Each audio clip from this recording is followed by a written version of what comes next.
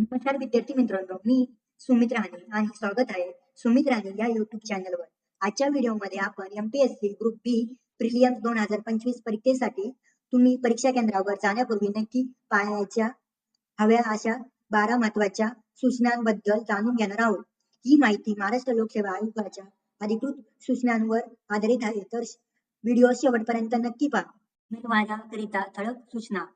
विषय जाहिरात क्रमांक 117/2025 महाराष्ट्र गट ब अराजपत्रित सेवा संयुक्त पूर्व परीक्षा दिनांक 4 जानेवारी 2026. परीक्षाकरिता प्रवेश मिळवण्यासाठी आयोगाच्या ऑनलाईन अर्ज प्रणालीच्या संकेतस्थळावरून डाउनलोड करून मुद्रित केलेले मूळ स्वरूपातील प्रवेश प्रमाणपत्र सोबत आणणे अनिवार्य आहे. उमेदवारांनी आयोगाच्या संकेतस्थळावरील गाईड्स फॉर एक्झामिनेशन या सदराखाली उपलब्ध असलेल्या महाराष्ट्र लोकसेवा आयोगामार्फत आयोजित परीक्षेवेळी उमेदवारांनी करायच्या कार्यवाहीबद्दल मार्गदर्शक सूचनांचे काळजीपूर्वक अवलोकन करावे. परीक्षेसाठी विरहित परीक्षा उपकेंद्रांवर परीक्षा सुरू होण्याच्या वेळेपूर्वी 1.5 तास अगोदर हजर राहणे अनिवार्य असून परीक्षा कक्षातील शेवटच्या प्रवेशासाठी प्रवेश प्रमाणपत्रावर विरहित केलेल्या वेळेनंतर कोणत्याही उमेदवारास प्रवेश आज्ञाध्य नाही.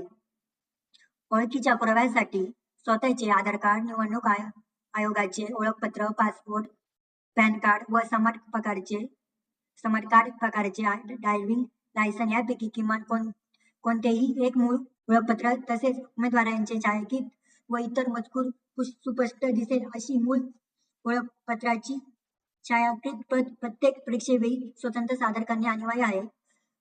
परीक्षा कक्षात भ्रमणध्वनी अथवा इतर कोणतीही दूरसंचार साधने बाळगल्यास अथवा त्याचा वापर करण्यास परवानगी नाही. परीक्षा उपकेंद्रांच्या आवारामध्ये मित्र, नातेवाईक, पालक अथवा अन्य अधिकृत व्यक्तींना कोणत्याही परिस्थितीत कोणत्याही कारणास्तव प्रवेश अनुज्ञेय नाही. परीक्षेवेळी मद्य आणि किंवा मादक अंमली पदार्थाचे प्राशन केलेले आढळल्यास उमेदवारांवर उचित कायदेशीर कारवाई करण्यात येईल. पडताळणी तपासणी संदर्भातील कार्यवाही झाल्यानंतर स्वतःच्या बैठक क्रमांकावर जाऊन बसणे अनिवार्य आहे. पडताळणी तपासणी नंतर उमेदवार स्वतःच्या बैठक क्रमांकाव्यतिरिक्त अन्य ठिकाणी आढळून आल्यास आयोगाच्या सूचनांचे उल्लंघन समजण्यात येईल. परीक्षा उपकेंद्रावर उपस्थित राहण्याकरिता उमेदवारांनी वापरलेल्या खाजगी वाहनांच्या पार्किंग करिता परीक्षा उपकेंद्रांवर कोणत्याही व्यवस्था करण्यात येणार नाही. प्रश्नपत्रिका, उत्तरपत्रिका तसेच प्रवेश प्रमाणपत्र दिलेल्या सर्व सूचनांचे काळजीपूर्वक अवलोकन करून तंतोतंत पालन करणे आवश्यक आहे. उत्तरपत्रिकेवर परीक्षेचे नाव, बैठक क्रमांक, संच क्रमांक, विषय इत्यादी तपशील योग्य प्रकारे नमूद करावा.